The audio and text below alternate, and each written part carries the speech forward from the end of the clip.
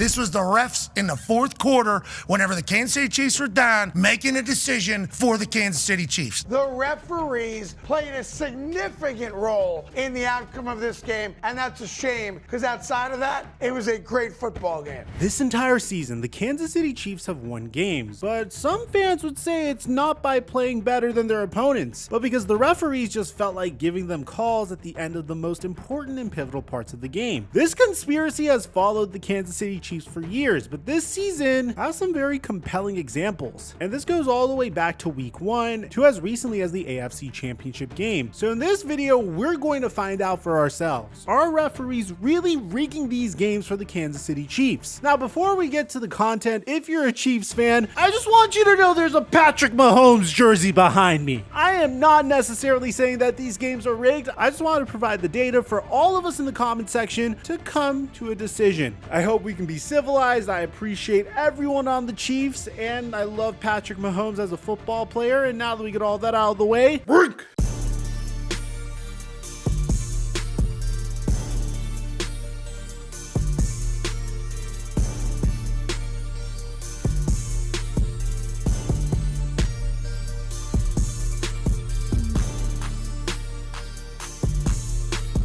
Today's video is sponsored by SNHU. When I was in college, I was locked in on becoming a dentist. And once I got into dental school, it took me about 4 months to realize that I made a horrific mistake. Luckily for me, the switch I made in career turned out really well for me. And if you happen to be stuck in a job that you don't like, SNHU has programs in psychology, cybersecurity, computer science, sports management, game development, data analytics, finance, and more. SNHU has one of the largest accredited nonprofit online degree offerings in the entire country. It's radically affordable. Their online tuition rates are some of the lowest in the nation. They are voted one of the country's most innovative universities by US News and World Report, and your courses are taught by faculty with real-world experience, so you'll have opportunities to connect with people in the industry, which could potentially lead to some good job opportunities. When you graduate, SNHU will still be there to help as you begin your job hunt, and you might be eligible for financial aid or have previous college credits that could fast-track your degree at SNHU. Go to snhu.edu/microphone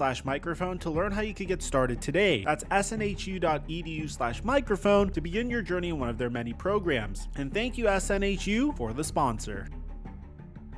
Mic check 1 2 1 2. What's going on, everybody? When I say there are fans that are upset about the amount of calls the Chiefs are getting, I mean it. Even back in week 1 against the Baltimore Ravens, the Chiefs got one of the most lucky calls in the entire season. With 5 seconds left in week 1, the Baltimore Ravens have a chance to tie the game and send the contest to overtime. And after Lamar Jackson finds Isaiah Likely in the back of the end zone for a touchdown, the Kansas City faithful fall silent. Baltimore had done the impossible and forced overtime on the final play of the game. Or had they? Upon further review, the call was overturned after Likely's foot was apparently on the white line. I say apparently because a lot of people felt like it's not. It just looks like it is. A cleat is curved at the toes, so what probably occurred was the cleat was over the white line, but it's not touching it. However, since the NFL doesn't have cameras on the ground, we can't say for certain. But that doesn't even matter because the ruling on the field was that this was a touchdown. There needs to be conclusive, guaranteed evidence that this was out of bounds to change the call on the field, but we've already established there certainly wasn't. But unfortunately, Kansas City gets the ball and walks out of week 1 with the W. The Chiefs win this 27-20. And when you consider how many games that the Chiefs would win just by the skin of their teeth, there's definitely an argument for a conspiracy here. In week 2, the Chiefs faced off against one of their biggest rivals, the Cincinnati Bengals, one of the only 2 teams that have defeated Patrick Mahomes in an AFC championship, for the Battle of Burrowhead. The Bengals had the Chiefs backed up on 4th and 16, and after Patrick Mahomes snaps the ball, he has all the time in the world, mainly due to a few missed holding calls behind him, but that's besides the point. Finally, Patrick Mahomes throws the ball to Rashee Rice, but the ball sails over his head and is incomplete. Fortunately for Chiefs faithful, the ref throws a late pass interference call because, well, of course, and the Chiefs go on to kick a game-winning field goal. Now, you might be wondering what the problem is with this call. Does the defensive back arrive early on this play? Absolutely. Slow motion clearly show he does, but if you watch it in real time, it's a bang-bang play. The DB QB is slightly early, but he's not terribly early. But do you really throw that game-altering flag at that moment? Personally, I don't think so, because the entire 60 minutes of football is essentially coming down to one flag. But if you happen to be a fan of any other team but the Kansas City Chiefs, you might think that the referees had something else in mind. This is also important because the Bengals ended up missing the postseason by one win. So if this flag goes the other way, there's a solid chance we would have seen them in January. The Chiefs would win by 1 point, and it would get way worse from here. In the very next week, with 5 minutes left in the game, on third down, Kirk Cousins tosses this dime to Kyle Pitts in the back of the end zone, only for Chiefs safety Brian Cook to blatantly interfere with Pitts. He didn't even turn his head to play the ball. Now you have to admit, this is quite literally the definition of pass interference, but surprisingly, there was no call. The Chiefs win 22-17. Now the Chiefs would skate by the Chargers, Saints, and 49ers over the next few weeks without much controversy, but when it came time to play the Las Vegas Raiders, oh boy, buckle your seatbelts. During the first quarter of the game, the Raiders had an excellent punt to pin the Chiefs back at the 1 yard line. However, Patrick Mahomes didn't like it and could even be seen talking to the referees. Then after the commercial break, they reversed the penalty and called the flag on Las Vegas instead. Next up, the referees not only missed one of the most obvious block in the back penalties of all time, but on the final play of the game, Raiders center Jackson Powers-Johnson snapped the ball early, which resulted in a fumble covered by the Chiefs. The only problem is the referee on top of the screen can be seen trying to call the play dead while running on the field. Doesn't matter, Chiefs win 27-20. A few weeks later, the Chiefs would play another divisional rival, this time the Denver Broncos, and things may have been even worse. To start off the game, Patrick Mahomes is literally asking referees to tell him when a defender's nearby. Can you let me know if he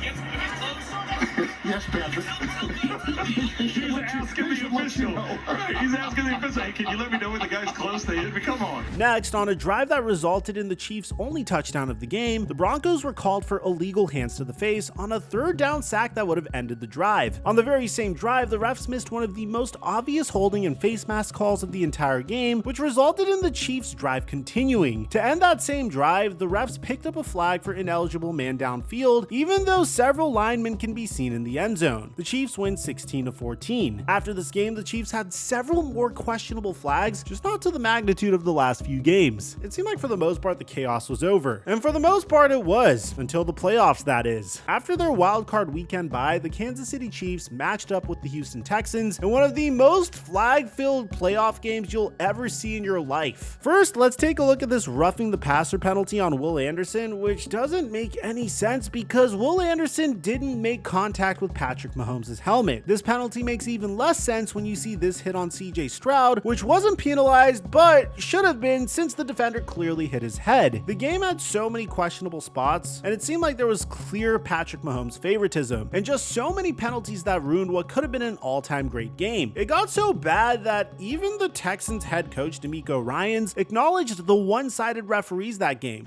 Yeah, we knew going into this game, man, it was us versus everybody.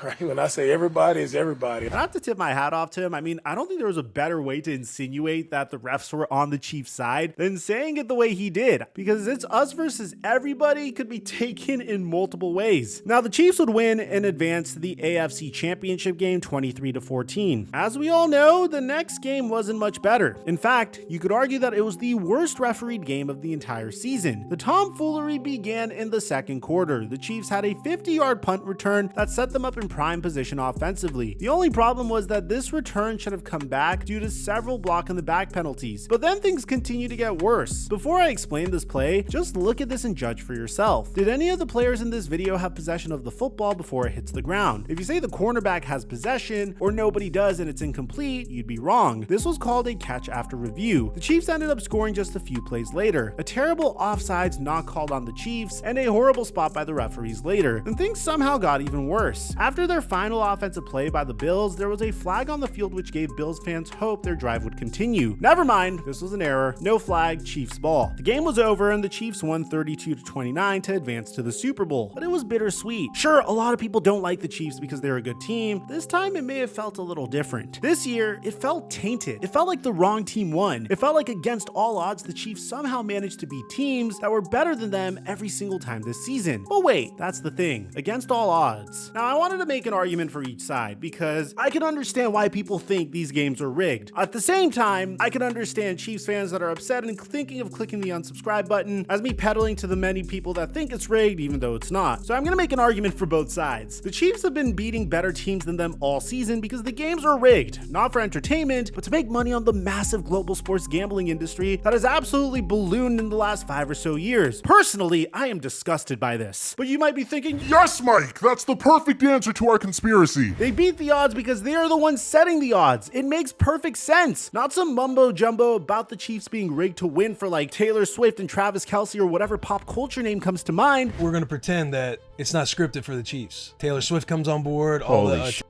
My You got God. Travis Kelce, Patrick Mahomes. Let You me don't- hold on a second. Is there a tinfoil hat somewhere in the bus? Okay, on a serious note, I know it's funny to think about the NFL rigging games for Taylor Swift or whatever, and yes, it's very meme-worthy, but if you genuinely believe in something like that, then I'm really gonna need more evidence. The most likely argument you can make is that these games are rigged for sports gambling profit, and the argument's pretty compelling, but at the same time, you can provide a counter-argument to that. Let's just evaluate this from a sports gambling perspective. When these sports gambling books are creating the Kansas City Chiefs spread for the week, they're likely favoring the Chiefs, meaning you'll win less money if you bet on the Chiefs compared to whoever they're playing. To put things into perspective, the Chiefs even opened up as favorites against the Eagles in the Super Bowl. Following this line of thinking, wouldn't you want the Chiefs to lose? More people probably bet large amounts of money on the Chiefs to win because A, you need to bet a lot of money on the favorites to win any significant money, and B, because the majority of the bettors probably pick the Chiefs to win. If a sports book could pick the winners of the games, wouldn't they rig it for the Chiefs to lose? It's kind of hard to argue that when the Chiefs just set their franchise record for wins in a season. Okay, so what about all these questionable calls? Well, I think Pat McAfee, a former All-Pro and knower of ball, explains it perfectly. I think